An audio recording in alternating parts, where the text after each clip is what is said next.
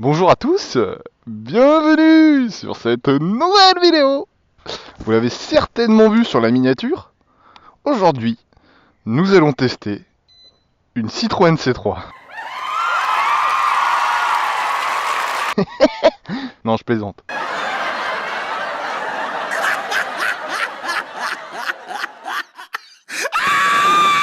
On va tester le nouveau T-Max.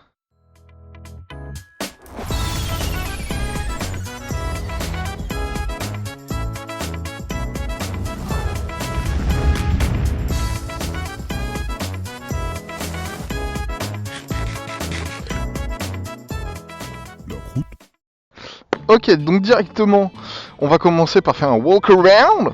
Si vous me le permettez, si vous me le permettez, vous serez cool quand même de me le permettre. Qu'est-ce que je peux vous dire sur ce T-Max? Donc, c'est un 2017. Il a environ 15 000 bornes. Ok. Il est bourré d'options. Il vient remplacer donc l'ancien T-Max qu'on avait, le 530 de 2015, phase 2. Du coup, comme vous l'avez vu certainement dans le titre ou je sais pas dans la miniature ou quoi, il est carrément accessoirisé de ouf, mon salaud. Je vais commencer d'abord, bah tiens, vas-y, elle est juste là. Le fusil d'assaut. Alors du coup, c'est un pot d'échappement, c'est une ligne complète même, hein. Ouais, ligne complète. C'est une ligne Termignoni qui fait à peu près le diamètre d'une putain de canette de coca. Elle est énorme. Elle est énorme et elle fait pas un bruit de ouf pourtant, tu vois. Elle fait pas énormément de bruit, je pense qu'on la fait beaucoup plus quand il n'y a pas la... Il n'y a pas la chicane. Et aussi le propriétaire nous a dit que ça hurlait vachement fort quand tu mettais un variateur mal aussi ou quoi. D'ailleurs j'en profite pour vous le dire, il n'y en a pas dessus, c'est le variateur d'origine. Et on le verra plus tard, bah c'est un peu décevant. Aussi, on a la bulle Yamaha courte, sport, noire, très sympa. La bulle, on peut la monter ou la descendre. Donc vous voyez ici j'ai une petite gâchette derrière la poignée avec les menus. Et du coup directement, ça va être ici en fait, juste à faire ça. Comme ça, et ça me fait monter la bulle. Et quand je suis sur l'autoroute, tu vois, ça dévie vachement plus le vent. Alors, pas autant qu'une bulle haute, parce que ça reste quand même une bulle courte, tu vois, mais c'est déjà pas mal. Ouais, tu peux la faire redescendre pareil. Après, toujours avec la gâchette, ici, on a aussi les poignées chauffantes. Donc les poignées chauffantes, t'as 3 modes dessus à peu près. 1, 2 et 3, tu vois. Et ici, ça s'affiche en haut, juste là, à côté. Vous savez comme ça, quand vous naviguez dans un autre menu, si votre truc est en chauffe. En parlant de chauffe, il y a le siège chauffant aussi, ça c'est vraiment sympa. Pareil, t'as 1, 2 et 3 modes. Pareil, il s'affiche en haut à droite. Et ça t'indique du coup que ton siège te chauffe le cul. Et ça chauffe vraiment bien, hein, putain. Pour l'avoir essayé vite fait, bon après là on est en été, il fait super chaud, tu vois. Ça chauffe pas mal, c'est très cool. Donc du coup c'est vers le bas pour tout enlever, tu vois. Tac. Et ici on arrive sur les infos. Les infos, alors en fait ça va être ici, là, en bas, ça va me changer ma conso moyenne et ma conso instantanée. Donc au-dessus instantanée, en dessous moyenne. Tac, donc il fait actuellement 27 degrés dehors, et je suis en pull, donc autant vous dire que je crève de chaud, et j'ai pas besoin des poignets du coup. Donc trip 2, et après c'est odomètre et trip 1. 15 137 km, bon bah c'est cool. Et bon bah voilà, c'est ça qui change quoi, tu vois, c'est esthétiquement ça change beaucoup. Après c'est vrai que mécaniquement ça reste le même, hein. C'est le même scoot. Et je continue du coup sur les options. Il y a ces petits rétro Rizoma, alors qui normalement de base sont là, tu vois, et là il y a des caches qui ont été mis d'ailleurs. Pas très joli je trouve. Moi je préfère quand les rétros sont là, j'ai aucun problème à ce que les rétros soient ici. J'aime pas du tout.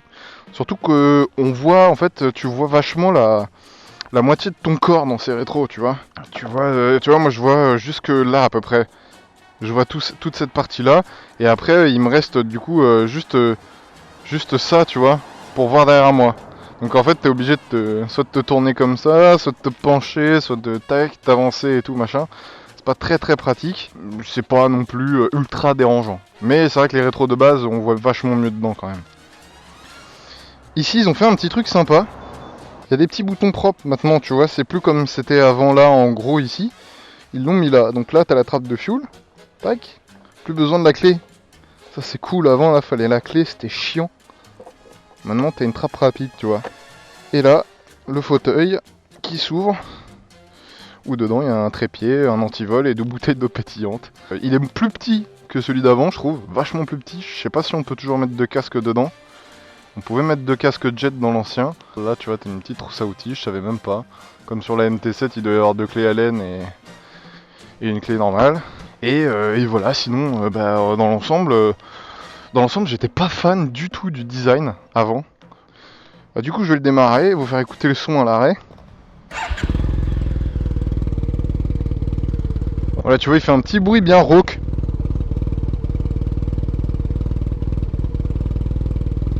Plutôt sympa. Mais c'est pas non plus violent, tu vois. Je vais vous faire 2-3 passages, tiens, je vais vous faire un petit plan trépied.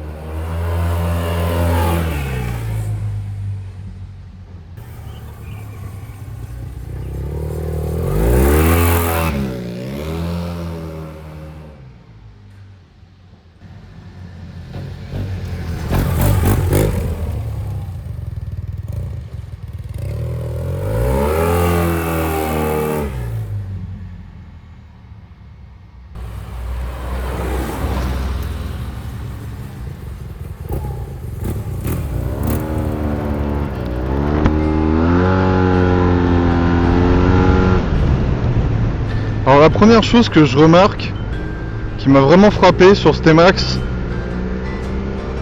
qui m'a un peu fait chier d'ailleurs, c'est l'absence de variateur mal aussi, hein, qui fait que il pousse carrément moins quoi, enfin il a vachement moins de couple. Alors par contre il a plus d'allonge, il va plus chercher dans les tours et tout, ça c'est sympa, mais moi ce que j'aimais sur le T-Max c'était le couple qu'il avait, tu vois, tu pouvais doubler puis il coupe. Tu mélanges ça, tu couples le couple à sa maniabilité et ça donnait un truc qui était génial quoi. Alors moi je m'attendais juste à avoir ça mais plus fort encore, tu vois, et non, malheureusement non.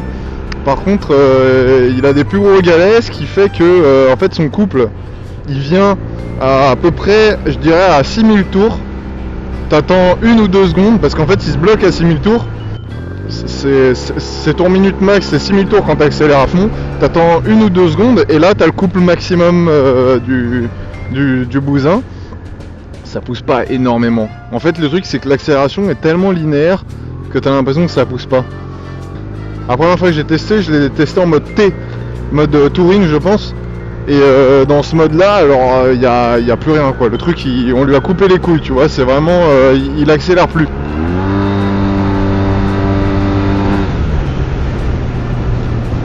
Mais là ça va. Puis en fait le fait qu'il y ait le pot, bon t'as l'impression que ça va. C'est pas non plus dégueulasse, hein. Ça marche quand même vachement mieux que beaucoup d'autres scooters, on va dire.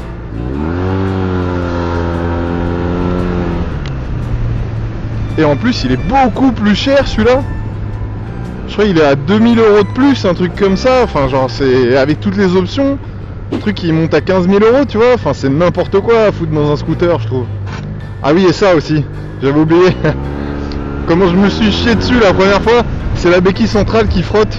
Bon par contre, c'est vrai que je l'ai pas dit et c'est aussi ce qui choque en premier quand je l'ai prise, vraiment ça m'a frappé instantanément en montant dessus. Il est vachement moins large. Mais alors, carrément moins large. Et il est plus haut aussi.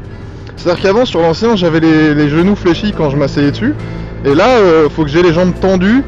Par contre, il a gagné en maniabilité du coup. Tu vois, je trouve.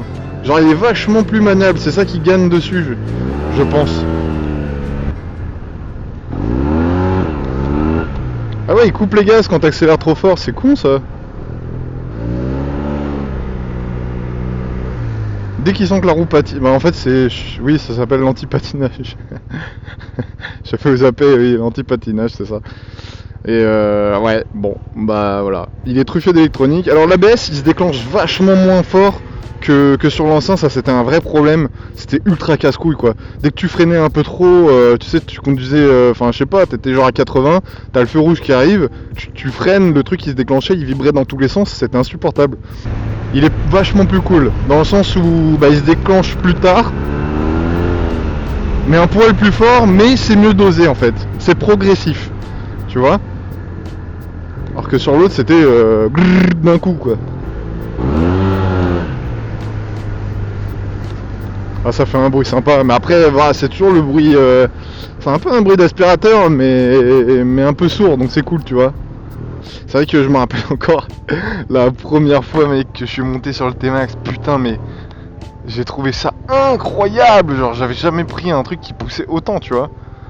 Là bon depuis le temps je me suis bien habitué, c'est vrai que la MT elle qui pousse vachement plus, je suis déjà saoulé donc c'est vrai que ça m'impressionne plus autant qu'avant, même si bon il y a largement de quoi te tuer avec, hein. Là il n'y a aucun problème, tu peux te fracasser dans une bagnole en 2 secondes hein, avec ça. Quelqu'un qui sait pas trop le conduire, ça reste dangereux, tu vois.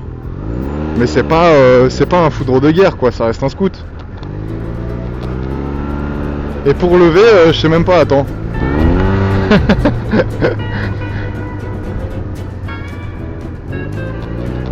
Merci mon chef.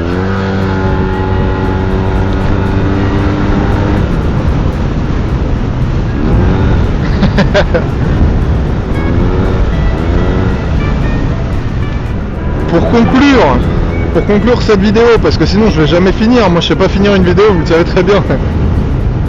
Je dirais que je suis un peu déçu, je préférais largement l'ancien, esthétiquement, mécaniquement, j'aimais tout de l'ancien.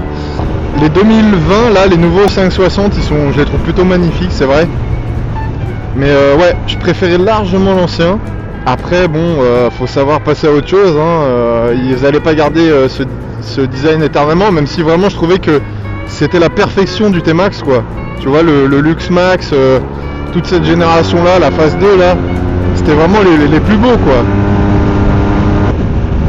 Du coup je vous fais plein de gros bisous les gars. Vous le reverrez ouais, certainement dans de prochaines vidéos hein, que ce soit des petites balades ou quoi, des trucs comme ça.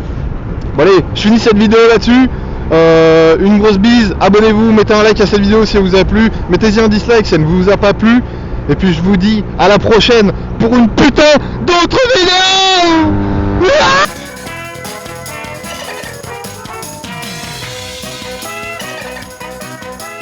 Aujourd'hui, notre jeune héros a appris un détail important sur la vie au fond des océans. Les animaux sauvages sont toujours prêts à faire la fête.